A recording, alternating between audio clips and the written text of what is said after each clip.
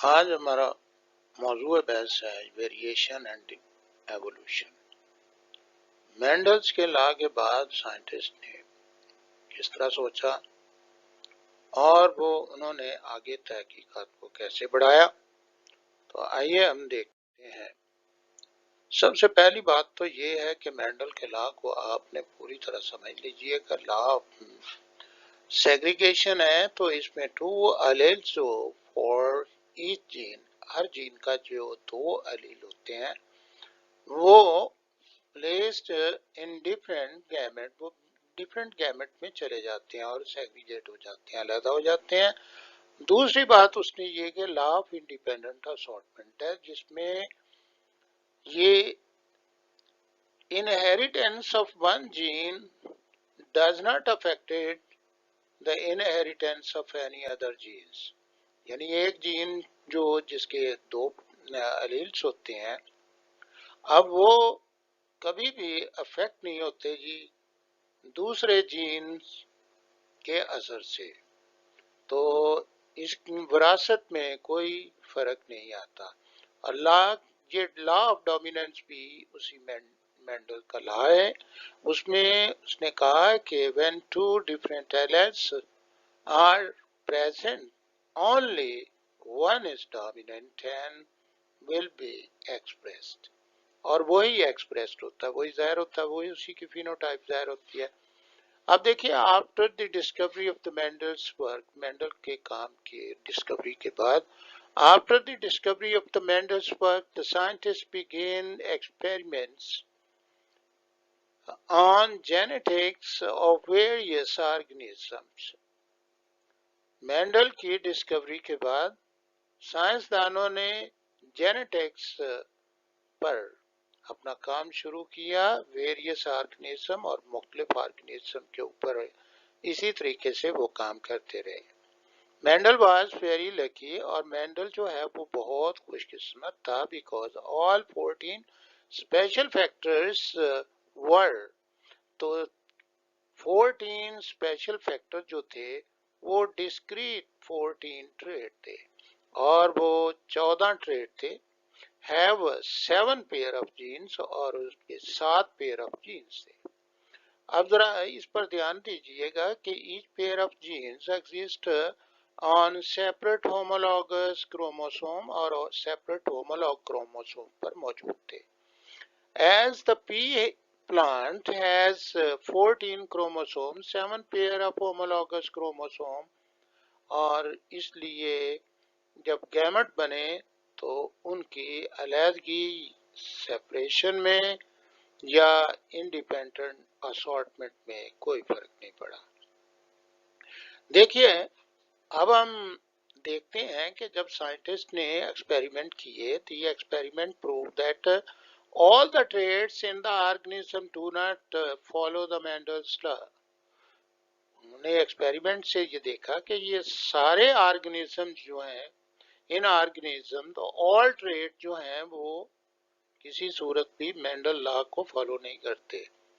और it was found, और ये बात मालूम हुई, दैट मैनी ट्रेट्स के बहुत से ट्रेट्स खसूसियात जो हैं विच आर कंट्रोल, जो कंट्रोल की जाती हैं by more than one pair of gene, एक more than one pair of gene, यानी इसका ये मतलब है कि कई पेयर ऑफ जीन्स से कंट्रोल की जाती हैं, ज्यादा जीन पेयर से कंट्रोल की जाती हैं, और ये उन्होंने ऑब्जर्व किया।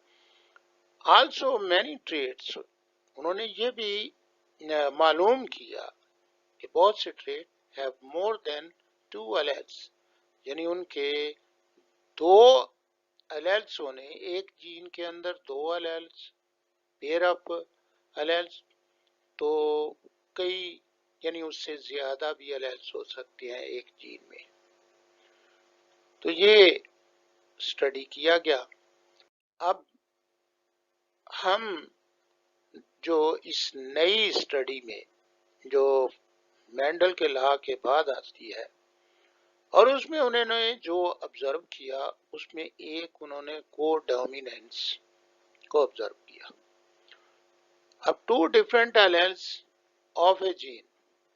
अब एक जीन है और उसके मुख्तलिफ एलेल्स हैं, एक्सप्रेस देमसेल्फ, और अपने आप को जाहिर करते हैं completely instead of showing the dominant, यानी वो अपने आप को डोमिनेंट रिसेसिव रिलेशनशिप में शो करें, नहीं करते। अब देखिए ये आई ए और आई बी है, तो अब देखिए इनमें जब ये दोनों पेयर मौजूद होंगे तो ये क्या करेंगे, जब इनकी अलग-अलग जो है वो इस सूरत में डिफरेंट अपने आप को शो करेंगे। और वो किस तरीके से डिफरेंट करेंगे, अगर आप इनको गौर से देखें तो एंटीजीन की वजह से है। अगर ये आई ए ये 2 दफा जीनोटाइप शो कर रहा है, लेकिन ये आई ए और आई ओ जिसके अंदर ये एंटीजीन नहीं होता, ये एंटीजीन ए को सिर्फ शो करेगा। और जो एंटीजीन बी है, ये आई बी और आई बी और आई बी और आई ओ, तो ये सिर्फ एंटीजीन बी को शो कर रहा है। तो अब देखिए ये रिलेशनशिप जो है, इसमें ना तो ये डोमिनेंट होता है ना ये। जब ये दोनों मिलते हैं तो आप देखिए नीचे इन दोनों के मिलने से अब ये एंटीजीन ए और बी और ए बी ग्रुप बन जाता है। तो यहाँ पे शोइंग द डोमिनेंट, कोई भी डोमिनेंट जो है वो अपने आप को शो नहीं करता। Heterozygous organisms show a phenotype, और ये हेट्रोजाइगस ऑर्गेनिज्म जो होते हैं वो एक ही फिनोटाइप जो है वो शो करते हैं। अब देखिए ये हेट्रोजाइगस है, आई ए और आई ओ। अब ये जब ये शो करेंगे फिनोटाइप तो उसमें फिनोटाइप इनकी क्या होगी, आई होगी या ए होगी। और आई बी और ओ और इसकी फिनोटाइप जो है वो इसकी फिनोटाइप एंटीजन बी के साथ जो है ये बी ग्रुप को, ब्लड ग्रुप बी को शो करेगा। और इस तरह ये दोनों जो हैं ये ब्लड ग्रुप ए को और ये ब्लड ग्रुप बी को शो कर रहा है।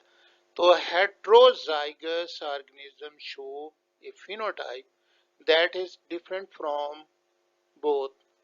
अब इसमें अगर ये जीन एल जो है आई ए बी के साथ मिलता है तो ये बनाएगा ए बी ब्लड ग्रुप बना देगा। और अगर ये ए जो है ये आई ओ के साथ मिल जाएगा तो ये उस वक्त ए ग्रुप बनाएगा। अगर ये आई ओ जो है ये बी के साथ मिलता है तो ये बी ग्रुप बनाता है। अगर ये आई ओ के साथ मिलता है तो ये ओ ग्रुप बना देगा।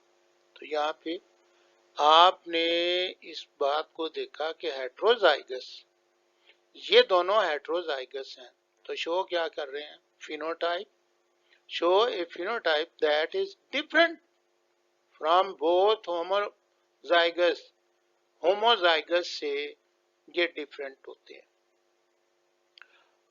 एग्जाम्पल इसकी human blood group A B, blood group A B है।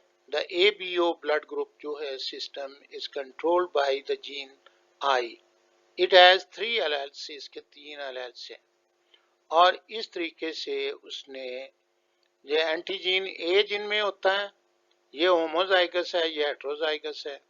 होमोजाइगस और हेट्रोजाइगस जो है ये एंटीजीन ए और ब्लड ग्रुप ए होगा। तो इसमें allele A I A is dominant over आई। और इसी तरह ये जो एंटीजीन बी वाला है आई बी और आई बी, और ये होमोजाइगस है और ये हेट्रोजाइगस है, एंटीजीन बी इसमें होता है और ब्लड ग्रुप बी है और एलेल्स जो है वो B I B is dominant over I. उसके बाद ये आई इसमें ये होता है कि नो एंटीजीन और इसका कोई एंटीजीन नहीं है, तो ब्लड ग्रुप वो होगा। एलेल इज रिसेसिव और ये दोनों एलेल जो है वो रिसेसिव है। यहाँ आई ए और आई बी इन दोनों को देखिए ये डिफरेंट कैसे हो जाते हैं। एंटीजीन ए और बी दोनों मौजूद होंगे इस ग्रुप में और ये ग्रुप ए बी कहलाएगा। और इसमें एलेल्स आई ए और आई बी ये को डोमिनेंट है, ये हैं जी को डोमिनेंट है और इसको को डोमिनेंट कहेंगे। इस तरह आप ये देखते हैं two different alleles of a gene express themselves completely instead of showing the dominant recessive relationship, यानी ये दोनों जो है इनका दोनों का रिलेशनशिप जो है वो को डोमिनेंट आपको शो कर रहा है। तो heterozygous organism show the phenotype that is different from the both homozygous, और इन दोनों होमोजाइगस या अगर इस ए एंटीजीन वाले का या इसका हो होमोजाइगस इससे, तो ये ए का या बी का ये आपको हेट्रोजाइगस नजर आ रहे हैं, तो ये अपने आप को मुख्तलिफ शो करते हैं। तो ये था इसमें को डोमिनेंस। तो को डोमिनेंस का रिलेशनशिप जब ए बी के साथ जो है वो रिलेट हो जाता है ए बी ग्रुप के साथ, तो उसको आप ज़हन में रखें। अब हम एक और ऑब्जर्वेशन जो कि साइंटिस्ट की जानब से दी गई है इनकम्प्लीट डोमिनेंस है।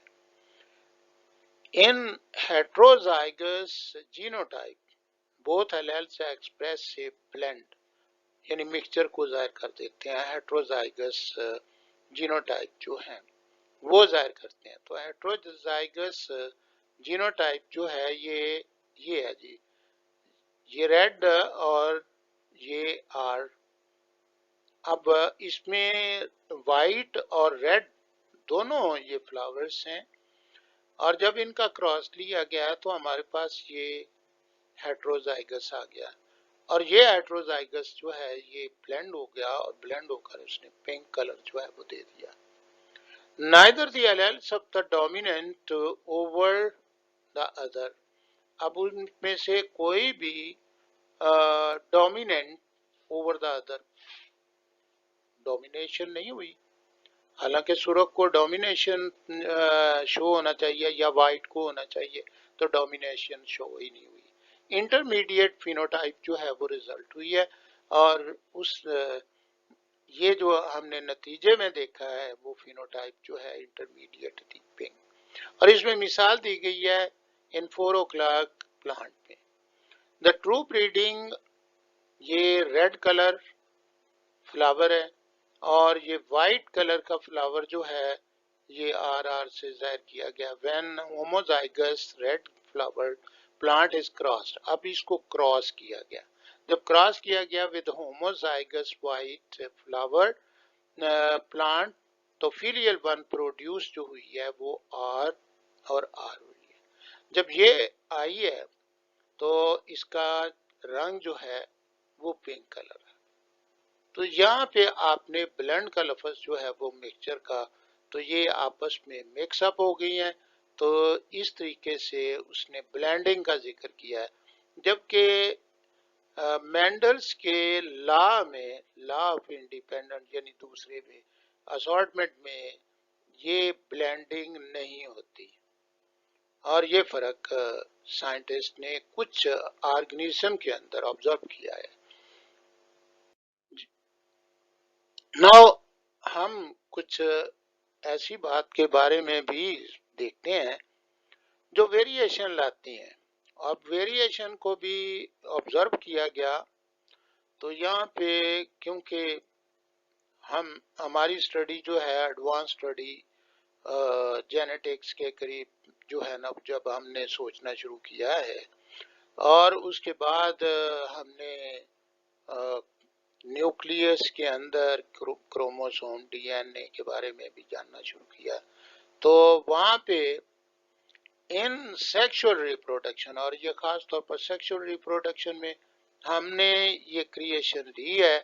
During the meiosis crossing over होती है, प्रोड्यूस ए न्यू जेनेटिक और रिकॉम्बिनेशन। अब क्रॉसिंग ओवर, ये आपको सबको पता है कि क्रॉसिंग ओवर होती है कि कोई जीन जो है वो एक यानी हिस्सा जो है क्रोमोसोम का, क्रोमोटेड जो मतलब पेयर ऑफ क्रोमो, उसका साथ दूसरे के साथ, होमोलॉग के साथ जो है वो एक्सचेंज करते हैं। और ये एक्सचेंज जो है, इसका भी आपको पूरी तरह जो है वो मियोसिस के दौरान जो है वो किस तरह क्रॉसिंग ओवर जो है, सिनेप्सिस होती है, फिर क्रॉसिंग ओवर होती है, रिकॉम्बिनेशन जो है वो जेनेटिक रिकॉम्बिनेशन बनता है। अब उसके बाद एक आता mutation genes in DNA. During the gamete formation, और गैमेट फॉर्मेशन के दौरान ही हो जाता है। थ्रू मियोसिस, मियोसिस में change in the sequence of the nitrogenous bases. अब देखिए यहाँ पे हम इस बात को कैसे एक्सप्रेस करते हैं। ये डीएनए है और डीएनए का सीक्वेंस जो है जब भी हम पढ़ेंगे तो ये नाइट्रोजनी बेसिस का सीक्वेंस होता है। और ये भी हमें मालूम है कि ये साइटोसिन गुआनिन के साथ, ये 3 कोवलेंट बॉन्ड के साथ जुड़ी होती है, हाइड्रोजन बॉन्ड के साथ, और ये एडेनिन थायामीन के साथ, लो बॉन्ड के साथ। अब इसमें सीक्वेंस होता है, इस स्ट्रैंड में और इस स्ट्रैंड में ये एक सीक्वेंस है। अब देखिए ये सीक्वेंस आप इसको ऑब्जर्व कर रहे हैं, इसके अंदर, इस स्ट्रैंड के अंदर पहले सी आता है, फिर ए आता है, फिर सी आता है, फिर जी आता है, फिर ए आता है, फिर जी आता है, टी आता है, टी आता है। अब इसके अपोजिट जो है वो आपको मालूम है कि सी का अपोजिट जो है वो जी हो जाता है, ए का टी होता है, और ये जी का जो है वो सी हो जाएगा, और इस तरह जी का ये भी सी है, सी का जी हो जाता है, ए का टी हो जाएगा, और यानी साइटोसिन गुआनिन, और थायामीन एडिनिन, और ये थायामीन एडिनिन। तो इस सीक्वेंस के अंदर अगर कोई जो है हाइड्रोजन नाइट्रोजनी बेसिस जो है उसके अंदर यानी चेंज आ जाती है, यानी जैसे ये टी लगा हुआ है तो यहाँ उल्ट हो जाए काम, ये ए इधर आ जाए, टी इधर आ जाए, तो अब इसका सीक्वेंस तो और है, तो फिर इसका सीक्वेंस भी और हो जाएगा, क्योंकि इस यहाँ पे ए आ गया और इस यहाँ टी चला गया, दोनों का सीक्वेंस बदल गया। अब सीक्वेंस के बदलने से उसने ये बात म्यूटेशन में ली है। The mutation changes in DNA during the gamete formation through meiosis, change in sequence of the nitrogen bases in the gene, one of the millions of the sperm। अब ये एक और बात है, देखिए जो स्पर्म्स हैं, these are the gamete। अब ये गैमेट है और मेल गैमेट है, स्पर्म जो है, और ये मिलियंस की तादाद में होते हैं।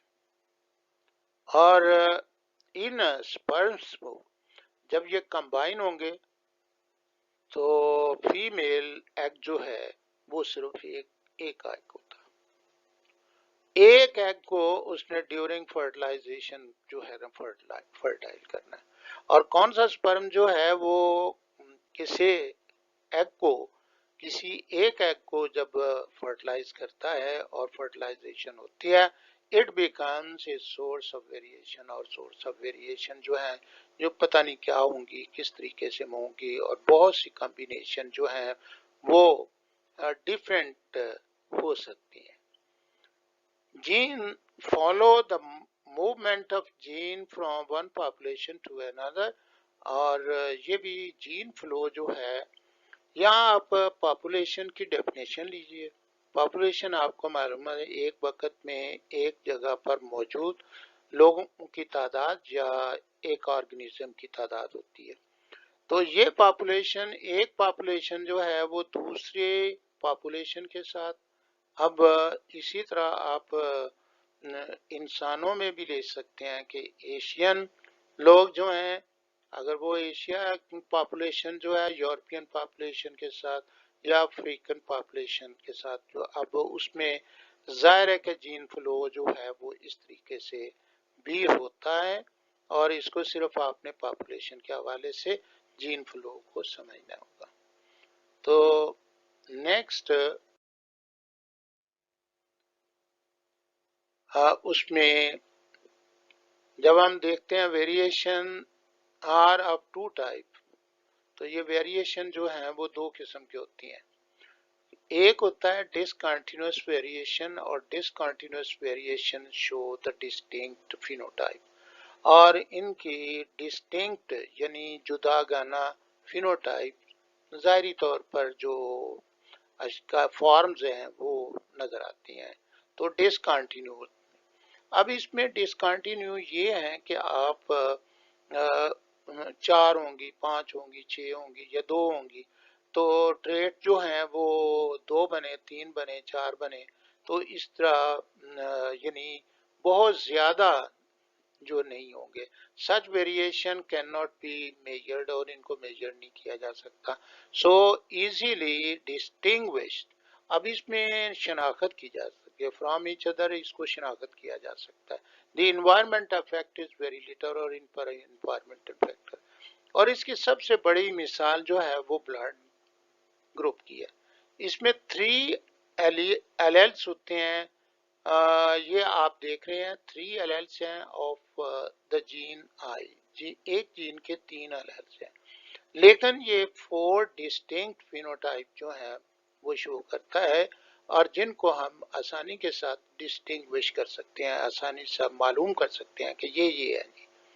तो इन फिनोटाइप्स को हम स्टडी में ला सकते हैं, और ये डिसकंटिन्यू वेरिएशन है।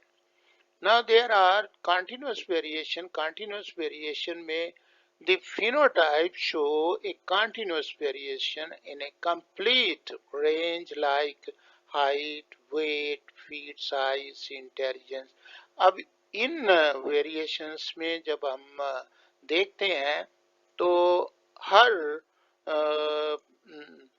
इंडिविजुअल्स के अंदर जो है वो मुख्तलिफ होते हैं। अब हम देख सकते हैं, देखिए अब यहाँ पे कॉन्टिन्यूस है, सारी ये चारों जो हैं ये कॉन्टिन्यूस है, और उस पर पूछा भी हुआ है कि variation in human skin colour, तो ये कॉन्टिन्यूस है, फर्क होता है। और फिर उसके बाद उसने variation in the human body weight जो है तो ये भी कॉन्टिन्यूस है, और यहाँ पर उसने हॉर्स स्किन कलर जो है वो उसके बारे में पूछा है, तो ये कॉन्टिन्यूस है, और इसमें कलर चेंज होते रहते हैं, चेंज होते हैं। अब वेरिएशन ऑफ रोज, तो रोज की बहुत सी अकसाम है, और बहुत से जीन इनको कंट्रोल करते हैं, तो कॉन्टिन्यूस है। अब देखिए यहाँ पे कॉन्टिन्यूस के लिए continuous variation are control by many gene, ये बहुत से जीन हैं जो इसको कंट्रोल करते हैं। तो अब इसको जीन भी बहुत से कंट्रोल करते हैं, और दूसरा ये है they are affected by the environment factor, और एनवायरनमेंट फैक्टर भी इस पर असरअंदाज होता है, और जिसकी वजह से ये वेरिएशंस काज करती है। Thank you very much. अस्सलाम वालेकुम।